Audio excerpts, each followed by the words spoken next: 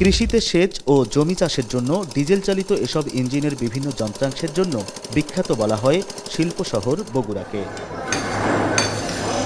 দিনকে দিন এসব ইঞ্জিনের চাহিদা যখন কমতে থাকে তখন সাড়া ফেলে বগুড়ার বেশ কয়েকটি প্রতিষ্ঠানের তৈরি সেন্ট্রিফিউগাল পাম্প।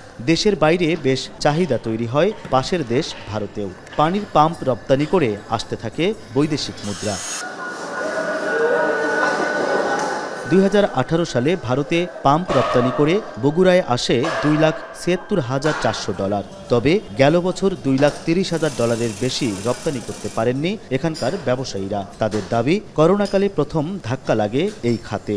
সেই ধাক্কা সামলে ওঠার আগেই জ্বালানি আর কাঁচামালের দামের ঊর্ধ্বগতিতে চীনের সাথে প্রতিযোগিতায় টিকতে পারছে না এখানকার পাম্প ও যন্ত্রাংশ।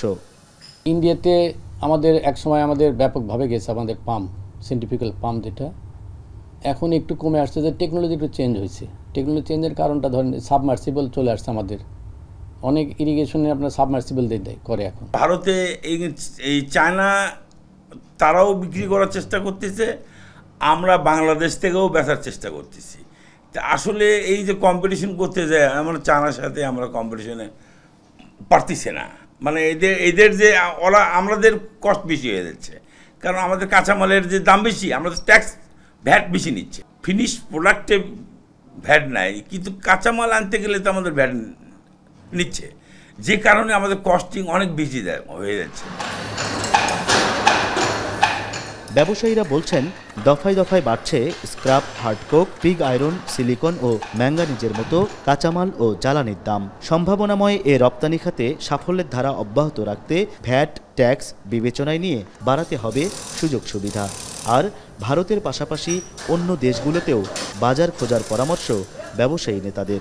বহির্বিশ্বের অন্যান্য দেশেও যদি আমরা কৃষি প্রধান যে সমস্ত দেশ, সেই সমস্ত দেশে যদি আমরা এক্সপোর্ট করতে পারি, তাহলে কিন্তু আমরা বৈদেশিক মুদ্রা অনেক বেশি অর্জন করতে পারবো। এবং বগুড়ার ব্যবসায়ীদের সেই সক্ষমতা রয়েছে, বিশ্বের যে কোনো পণ্যের সাথে তাল মিলে বগুড়ার কৃষি পণ্য সারা বিশ্বের কাছে মানসম্মত তৈরি করার কিন্তু আমাদের কিন্তু সেই সক্ষমতাটি রয়েছে। আগে আমরা ওই পাম্পটা দিতে পারতাম 60 টাকা কেজিতে, তখন আমার প্রোডাকশন কস্টটা কম ছিল। এখন আমার প্রোডাকশন কস্ট বেড়ে গেছে। আমাদের সবচেয়ে বড় বাজার ভারতে কিন্তু অলরেডি তারা শুরু করছে।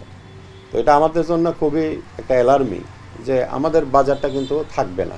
ভারতের বাইরে অন্যান্য দেশে বাজার খোঁজার আগে নিজেদের প্রযুক্তিগত উন্নয়ন যেমন জরুরি, তেমনি বাজারের সাথে তাল মিলিয়ে নতুন নতুন যন্ত্রাংশ তৈরির উদ্যোগ নিতে না পারলে টিকে থাকা কঠিন হবে বলছেন ব্যবসায়ী নেতারাও।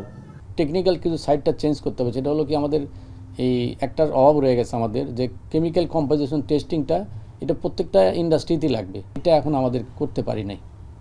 এবং এটা করলে আমরা ধরেন বাইরে যদি আমাদের কোনো মাল যায়, আমার টেস্ট রিপোর্ট সহ দিতে হয়, সেটা আমরা পিছিয়ে আছি এখন। এটা ডেভেলপ করতে পারলে ইনশাল্লাহ আমরাও ওদের মাল যে চাহিদা পূরণ করতে পারবো বাইরে। রপ্তানি খাতে ধাক্কা সামলে উঠতে না পারলে এর আঘাতে নড়বড়ে হবে ফাউন্ডারি ও হালকা প্রকৌশল শিল্পের ওপর ভর করে বগুড়ায় গড়ে ওঠা হাজার কোটি টাকার বাজার। শঙ্কা ব্যবসায়ীদের। হেদায়েতুল ইসলাম বাবু, এখন বগুড়া। শিয়া বাটার, অ্যালোভেরা ও ভিটামিন ই সমৃদ্ধ লিলি বিউটি সোপ।